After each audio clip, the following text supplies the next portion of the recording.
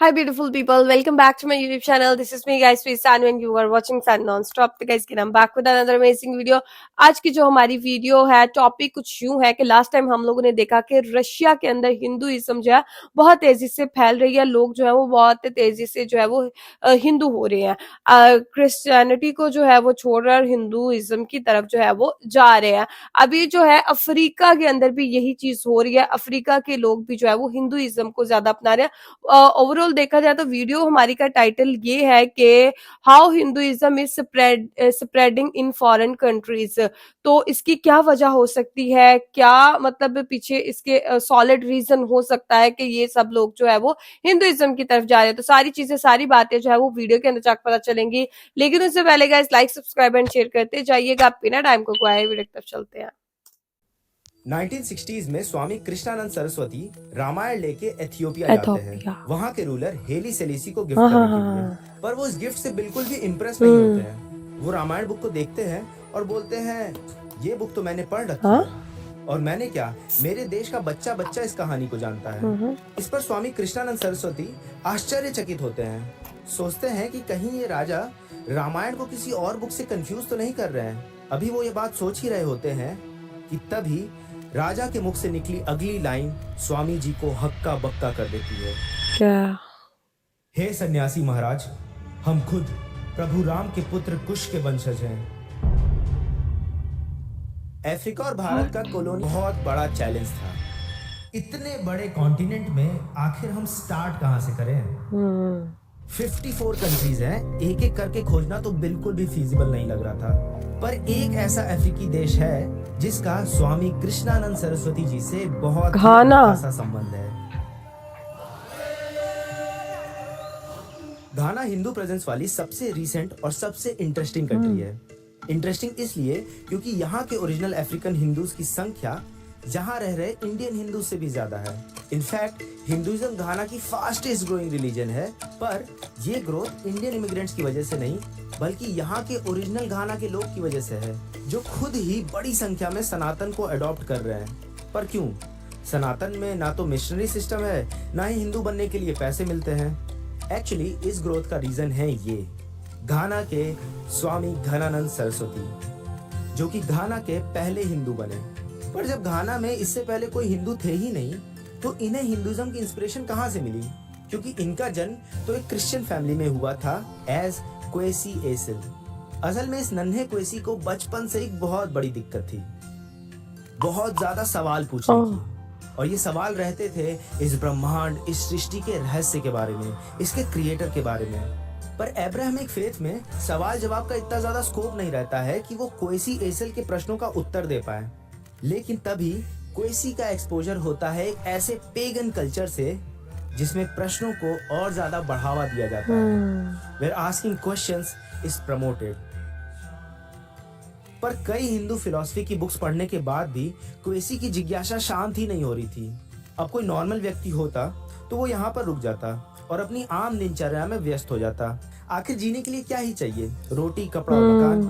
पर जिनको सत्य खोजने का कीड़ा काट लेता है ना, उनकी दृष्टि इन सब के पार निकल जाती है. और इसीलिए क्वेसी एसल भी निकल पड़े सनातन धर्म की जन्मभूमि, the land of seekers, Bharat की ओर. क्वेसी एसल ऋषिकेश में स्वामी कृष्णानंद सरस्वती जी के आश्रम में आ जाते हैं, जो कि उस समय डिवाइन लाइफ सोसाइटी के जनरल सेक्रेटरी थे. स्वामी कृष्णानंद सरस्वती जी के शरण में आकर न सिर्फ क्वेसी के उसके प्रश्नों के उत्तर मिले, बल्कि कड़ी तपस्या करके उन्होंने दीक्षा भी ग्रहण की और बन गए स्वामी घनानंद सरस्वती. सनातन के विचारों को लोगों तक पहुंचाने के लिए स्वामी घनानंद वापस घाना पहुंचते हैं और राजधानी एक्रा में अफ्रीकन हिंदू मॉनेस्ट्री और घाना के पहले हिंदू मंदिर की स्थापना करते हैं. ये मंदिर न सिर्फ सनातन का एक मेजर हब बना, बल्कि भाईचारे का एक बहुत बड़ा सिंबल भी बना, जहां पर न सिर्फ हिंदू बल्कि क्रिश्चियंस और मुस्लिम भी विजिट करते थे. इनमें से एक जामर बरोदी अपना इस्लामिक फेथ मेंटेन करते हुए भी इस मंदिर को रेगुलरली विजिट करते हैं. और वो कहते हैं, मैं जानता हूँ कि इस्लाम में मूर्ति पूजा मना है, पर यह भी सच है कि ईश्वर कोई भेदभाव नहीं करता. मुझे इस मंदिर में आके शांति महसूस होती है, इसीलिए मैं यहाँ आता हूँ. घाना में हिंदुइज्म के इससे ज्यादा पुराने ट्रेस तो मुझे नहीं मिले. तो हेली सेलिसी के स्टेटमेंट की तह तक जाने के लिए मेरी रिसर्च पहुंचती है एक ऐसे अफ्रीकी देश जहां पर हिंदुइज्म घाना के कंपैरेटिव काफी पुराना था, पर इसकी वजह कोई स्वामी नहीं बल्कि अंग्रेज थे। अच्छा। 1834 में ब्रिटेन ने स्लेवरी एबॉलिशन एक्ट पास किया, जिससे कि विश्व में सभी कॉलोनीज में स्लेवरी पर कंप्लीट बैन लग गया। पर इससे ब्रिटिश एग्रीकल्चरिस्ट को एक दिक्कत आ गई, फ्री लेबर की। अब ब्रिटिश एग्रीकल्चरलिस्ट को लेबर से काम कराने के लिए उन्हें पैसे देने पड़ते थे, फिक्स वर्किंग आवर रखने पड़ते थे, और वहीं स्लेवरी में वो गुलामों से 18 घंटे तक लगातार काम ले सकते थे, वो भी बिल्कुल मुफ्त। अंग्रेजों ने जब गवर्नमेंट से इस प्रॉब्लम का जिक्र किया तो गवर्नमेंट नया रूल लेकर आई, जिसने जन्म दिया इंडेंजर्ड लेबर यानी कि बंधुआ मजदूरी का। बंधुआ मजदूरी में वो व्यक्ति जो लोन नहीं चुका पाता है, उसे अपने श्रम से लोन का भुगतान करना पड़ता है। ये मजदूर कोई स्पेसिफाइड ईयर्स तक बिना सैलरी के काम करते हैं और समय कंप्लीट होने के बाद उन्हें आजाद कर दिया जाता है। इसके बाद बड़ी संख्या में बंधुआ मजदूरों को इंडिया से ब्रिटेन की अफ्रीकन कॉलोनीज में फार्मिंग और रिलेटेड एक्टिविटीज के लिए लाया जाने लगा। इन मजदूरों से लेबर टेन्योर खत्म होने के बाद वहीं सेटल होने के लिए लैंड प्रॉमिस किया गया और अपने रिलीजियस प्रैक्टिसेस करने की पूरी छूट दी गई। साउथ अफ्रीका उस समय 4 कॉलोनीज में डिवाइडेड था, ऑरेंज रिवर, नटाल, केप और ट्रांसवाल। इसमें ये नटाल में ही सबसे ज्यादा इंडियन लेबर्स आए और आज भी इस एरिया में लोकेटेड डरबन सिटी में सबसे ज्यादा इंडियन ओरिजिन के लोग रहते हैं। लेबर्स के अलावा इंडियन टीचर्स, इंडियन व्यापारी और कारीगर भी अपने एक्सपेंस से बेटर अपॉर्चुनिटी के लिए भारत से नटाल आने लगे। नस्लीय भेदभाव के बावजूद ये इंडियन कम्युनिटी अपनी कड़ी मेहनत से धीरे धीरे वहाँ की एलीट कम्युनिटीज में शुमार हो गई और वहाँ पर हिंदू कल्चरल प्रैक्टिसेस को बढ़ावा मिलने लगा। पर तभी एक अजीब सी बात सामने आई। इस रीजन में रिसर्च करते करते हमें मालूम हुआ कि ये सारे इंडियन ट्रेडर्स, इंडियन लेबर्स और कारीगरों का साउथ अफ्रीका आने का सिलसिला ब्रिटिश रूल की वजह से स्टार्ट नहीं हुआ। सरप्राइजिंगली ये भारतीय अंग्रेजों से पहले से ही यहाँ पर थे। कौन थे ये भारतीय? ये है अफ्रीका का स्वाहिली कोस्ट और इनकी भाषा में एक यूनिक बात है। क्या आप बता सकते हैं कि इन हिंदी वर्ड्स को स्वाहिली भाषा में क्या कहा जाता होगा? कोई डिफरेंस नहीं, ना ही शब्दों में और ना ही उनके मीनिंग में। और इसी तरह संस्कृत का सिम्हा बन गया सिम्बा और द्वारी शालम बन गया दारे सलाम। इन सिमिलैरिटीज की वजह है भारतीय और पर्शियन ट्रेडर्स एंड सेलर्स, जो कि 11वीं सेंचुरी से ही ईस्टर्न कोस्ट पे ट्रेड के लिए आने लगे थे। इनमें से कई यहाँ पर सेटल होकर लोकल महिलाओं के साथ घर बसाया, जिसके कारण आज भी स्वाहिली लोगों में भारतीय और पर्शियन जीन्स मिलते हैं। स्वाहिली कोस्ट और भारत के बीच सैकड़ों साल तक मजबूत ट्रेड एक्टिविटीज के कारण ही स्वाहिली कोस्ट पे करेंसी का नाम रुपया ही कहलाता था और ब्रिटिश टाइम में तो भारत में चलने वाला इंडियन रूपी ही यहाँ भी ट्रांजैक्शन में होता था, जिसे 1906 में ईस्टर्न अफ्रीकन रूपी ने रिप्लेस कर दिया। पर भारत ने सिर्फ लैंग्वेज और करेंसी ही अफ्रीका को नहीं दी। तंजानिया के नेशनल डिश का नाम है पुलाव। ईस्टर्न कोस्ट पे सबसे पसंदीदा डिश में से एक है बिरयानी। यहाँ के सभी घरों में चपाती बनाई जाती है और उत्तर भारत की तरह यहाँ पर भी समोसा ही सबसे पॉपुलर स्नैक है। हिंदूज और जैन कम्युनिटीज को यहाँ पर बनियानी कहा जाता है, जो कि बनिया शब्द से निकल कर आया है। भारत और भारतीयों ने स्वाहिली कोस्ट को उसका कल्चर दिया, उसकी पहचान दी। पर इसी रीजन में एक ऐसा देश है जिसे भारतीयों ने तो बहुत कुछ दिया, पर बदले में भारतीयों को मिला सिर्फ डिस्क्रिमिनेशन और विश्वासघात। 1896 में युगांडा के कंपाला से लेकर केन्या के मोम्बासा तक यूरोपियंस एक रेलवे लाइन बिछाना चाहते थे, जिसके लिए उन्हें स्किल्ड वर्कफोर्स की आवश्यकता थी और ये वहां पर लोकली अवेलेबल नहीं था। इसीलिए ब्रिटिशर्स ने 40,000 स्किल्ड इंडियंस को इमिग्रेट करवाया। 1902 में ये प्रोजेक्ट खत्म हुआ और कुछ इंडियंस यही रुक गए। हाईली स्किल्ड होने की वजह से ये इंडियंस वहाँ की एडमिनिस्ट्रेशन और बिजनेसेस में एंटर कर गए, जहाँ पर उन्होंने तेजी से ग्रोथ देखा। इंडियन कम्युनिटी के एफ्लुएंस बढ़ने से और भी इंडियंस भारत से युगांडा माइग्रेट करने लगे। इस इंडियन कम्युनिटी ने अपना बिजनेस सेट किया और सिर्फ 60 सालों में युगांडा की 90% इकोनॉमी में इंडियंस का कंट्रीब्यूशन हो गया। यानी कि 90% युगांडन इकोनॉमी भारतीय ही चला रहे थे। पर इस ग्रोथ ने एक बहुत बड़ी रुकावट आई। 1971 में युगांडा के जनरल इदी अमीन ने एक मिलिट्री कू से युगांडा की सत्ता हथिया ली। जनरल इदी अमीन को इंडियंस का ये डोमिनेंस पसंद नहीं था और उनके रूल में इंडियंस के खिलाफ डिस्क्रिमिनेशंस चालू हो गए। फाइनली 1972 में वही हुआ जो हिंदुओं के साथ पिछले 1000 साल से हो रहा है। जनरल ने इंडियंस को 3 महीने में युगांडा छोड़ने का अल्टीमेटम दिया। He term this as economic war और इकोनॉमिक जिहाद, जिसके बाद लगभग 80,000 इंडियंस को युगांडा छोड़ना पड़ा। इंडियंस को वहां से भगाकर जनरल ने भारतीयों की प्रॉपर्टीज और उनके बिजनेसेस सब कुछ अपने सपोर्टर्स के नाम कर दिए, ताकि इन बिजनेसेस के प्रॉफिट्स उनके सपोर्टर्स को ही मिले।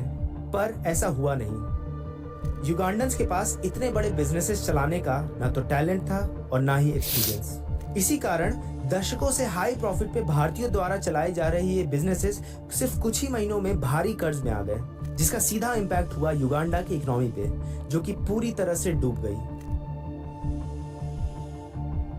आनंद फानन में युगांडा को अक्ल आई और 20 साल बाद इंडियंस को वापस लौटने के लिए रिक्वेस्ट किया गया और उनकी प्रॉपर्टीज लौटाने का भी प्रॉमिस किया गया, लेकिन हिंदू फिर कभी बड़ी संख्या में वापस नहीं आए।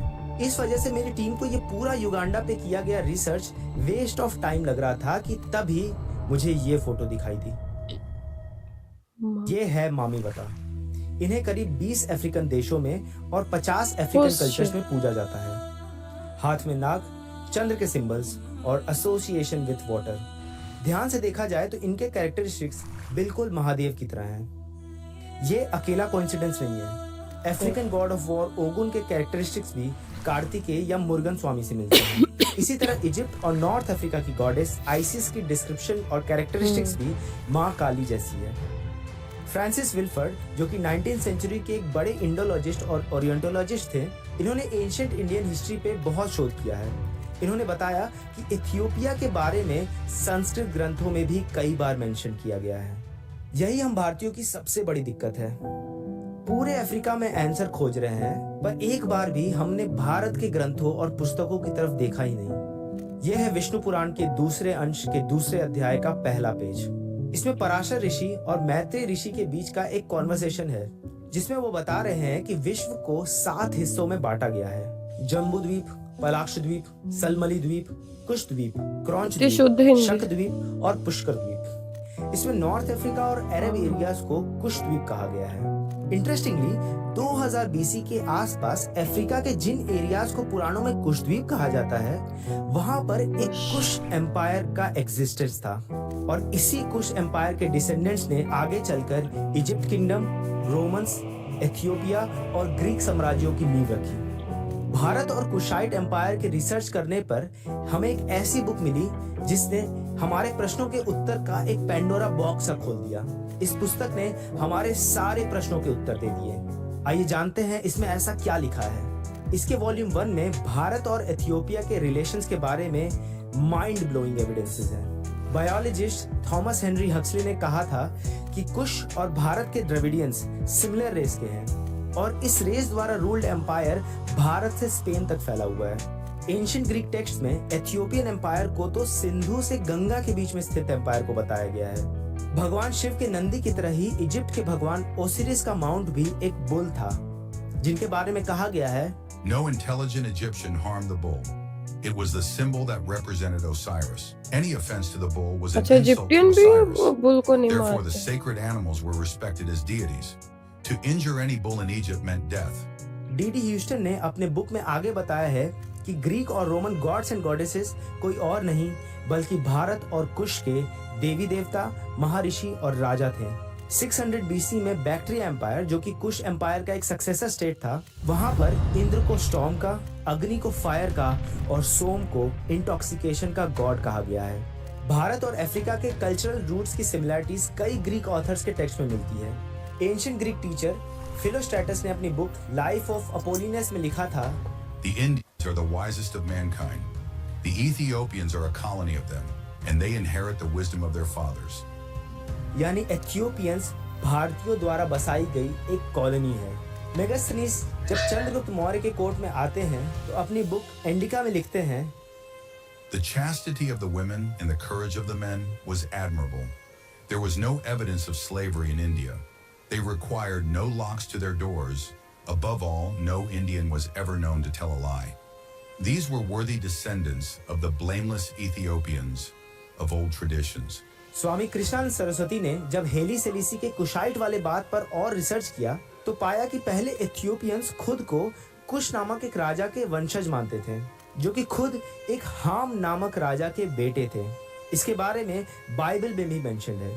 स्वामी कृष्णानंद सरस्वती ने बताया कि पहले इस राजा को राम के नाम से जाना जाता था, जो कि बाद में हाम हो गया। यानी कई एंशिएंट फिलोसफर्स को लगता था कि कुशाइट्स भारतीयों के वंशज हैं, और कई को लगता था कि भारतीय लोग कुश के वंशज हैं। पर इससे ये बात तय है कि दोनों का एक ही कॉमन और शेयर्ड हेरिटेज रहा है, और दोनों ही कल्चर सनातन धर्म से ही निकले हैं। और शायद यही कारण है कि आज हिंदुइज्म अफ्रीका का फास्टेस्ट ग्रोइंग रिलीजन बन गया है। पर अफसोस ये है कि इतने हजारों साल तक विश्व के कई कल्चर्स को सिखाने वाले, विश्व गुरु कहलाने वाले सनातन धर्म को आज आप जैसे सनातनी ही सिस्टमैटिक तरीके से खत्म कर रहे हैं। पर कैसे? टेम्पल के